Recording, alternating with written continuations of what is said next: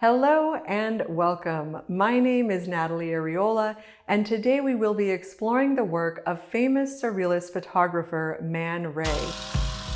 Though American-born, Ray lived most of his adult life as an expat in the Montparnasse area of Paris. Ray was quite active in the Dada and surrealist circles of Paris, and many of his lifelong friends were among this crowd. Dada was a precursor to surrealism, which sought to destroy all preconceived notions of art and tear down the traditions and values the Dadaists felt had led to the horrors of the First World War. Man Ray was immediately attracted to Dada upon his arrival in France, and Dadaist thinking remained a huge influence on his artistic practices throughout his life. Dada celebrated total randomness and a lack of cohesion or even coherence. In discussion of his early forays into filmmaking, in which he threw salt and tacks on negatives, then exposed them to light, filmed random shots of a nude torso in front of a window, and even shots of an egg crate hanging from a string, Ray said that they were made without any aesthetic implications, nor as a preparation for future development. The true Dada spirit. Essentially, what Ray is talking about is playfulness. These experiments and all of his artistic experiments in painting, photography, and filmmaking were less about achieving some specific aesthetic form and more about exploring something new without really knowing what the results would be. The Dada approach and Ray's personal approach to his work were that of the child, who experiments merely for the sake of experimentation, and in doing so uncovers something extraordinary. This is not to suggest that there is not real thought behind Ray's work or that he did not have his own philosophies regarding the making of art. It is simply to make note of the very important and even essential role this willingness to be playful had in his development as an artist. Man Ray was not looking to please others with his work. Instead, he was hoping to surprise himself. So how does one let go of expectations and create art out of pure enjoyment and imagination? Let's find out in today's episode of Natalie Arriola is Murdering the Classics.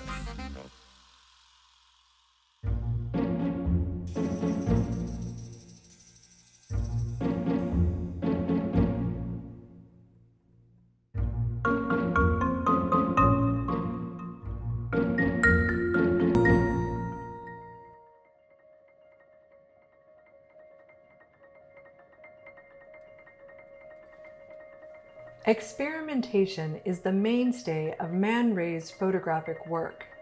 Whether it was new and radical or even accidental darkroom techniques, strange posing or unusual subject matter and presentations thereof, his work was never conventional. This is certainly in keeping with the Dada spirit, which adamantly refused to fall in line with the prevailing notions of the art world. But while this rejection of form might diminish the work of a less imaginative practitioner, Ray's work is always fresh and intriguing. Ray stumbled upon a few techniques that became mainstays throughout his career. The rayograph was one of these. The rayograph was his take on the photogram, a process in which objects are placed on light-sensitive paper, which is then exposed to light. Traditionally, these were used to explore form in natural objects like plants and flowers. But Ray redefined this process with his playful use of ordinary objects and abstract spirals and shapes. He even made use of the human visage in one of his more striking rayographs of two faces locked in a kiss. He also experimented heavily with solarization. In the darkroom setting, an image is solarized when it is re-exposed to light partway through the development process.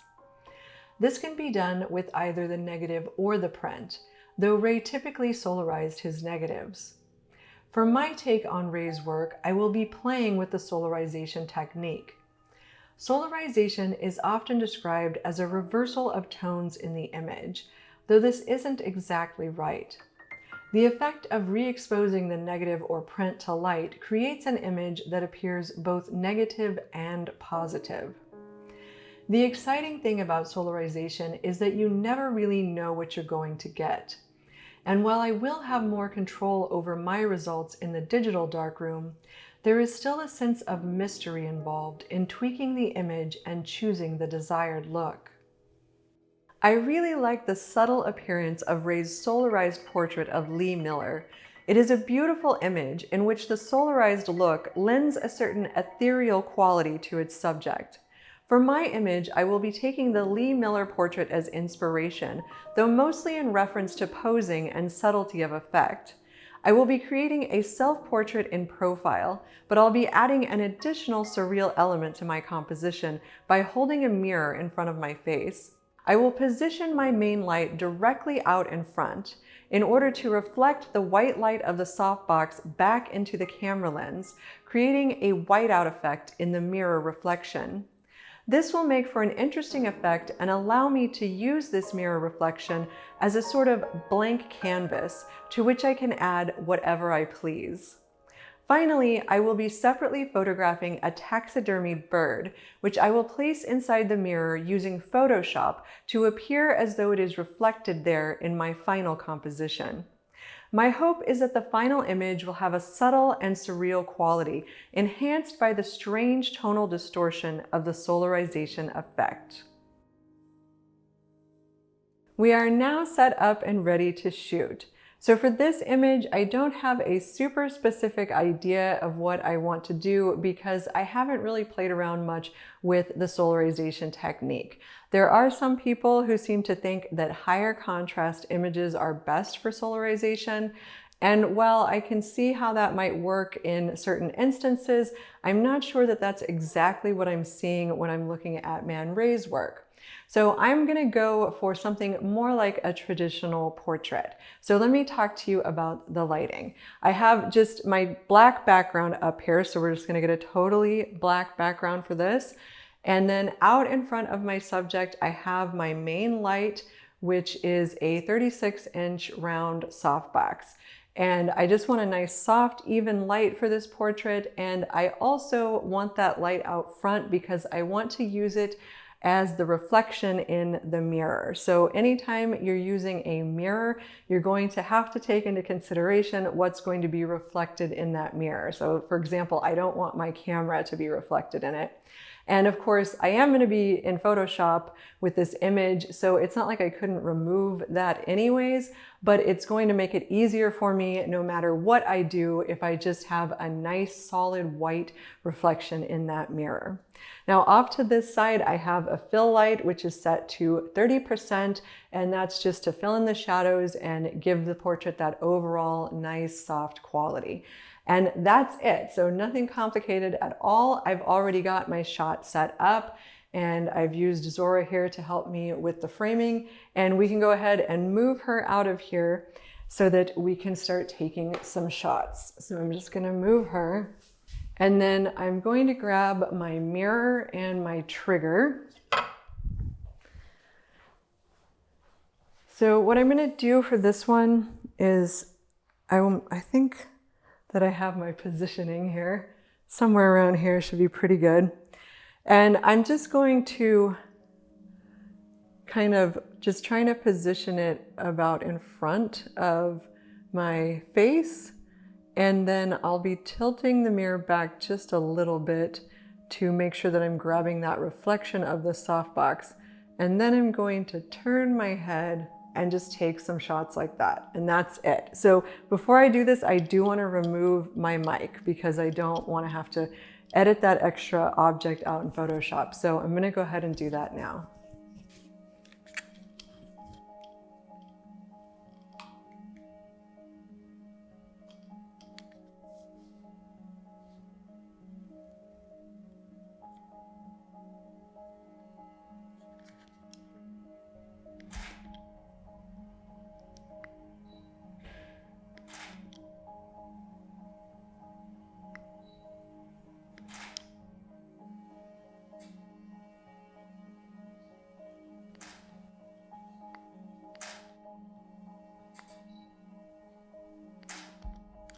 So I think that is it for our subject.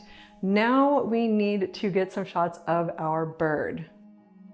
I now have my bird in position. I just have him in the exact same place that I was, and I've propped him up on a couple of apple boxes here. So nothing's going to change for this. I want the lighting to be exactly the same.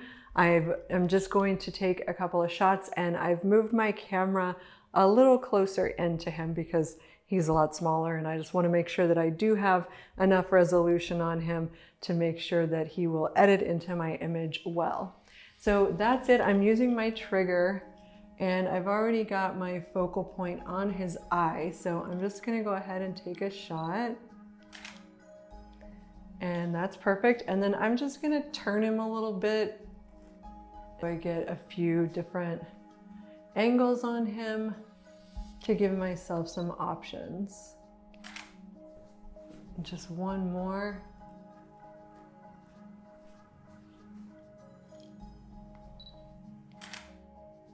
And that is it. So nothing complicated there. We are now ready to take these into Photoshop and complete our image. Seeing as I'm not extremely experienced in using the solarization technique, I really don't know how well this image will lend itself to the solarized look. But this not knowing is an important part of the process. What started out as Dada later evolved into the surrealist movement when the deconstructive nature of Dada became insufficient as a guiding philosophy for artistic creation. As Man Ray said of this transition, Dada did not die, it was simply transformed. Andre Breton took matters in hand, publishing his first surrealist manifesto. The constructive element of this declaration was its advocacy of new sources for inspiration in writing and the other arts, such as the subconscious, automatic, that is not logically controlled expression, and the dream world.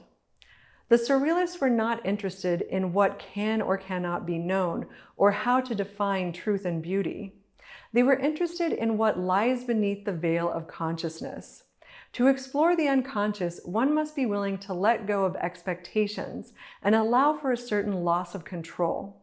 As artists, this can be very difficult because we want to know that our efforts will not be in vain. But whether or not we practice our art with constraint, we cannot fully control the outcome. This is why it is so important to maintain a playful attitude toward one's work. And it is why I am embracing the random aspect of the solarization effect.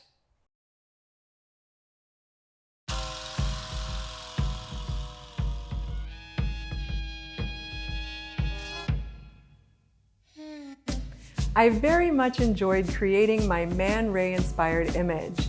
It allowed me to play around and not worry too much about the whys and wherefores of my actions.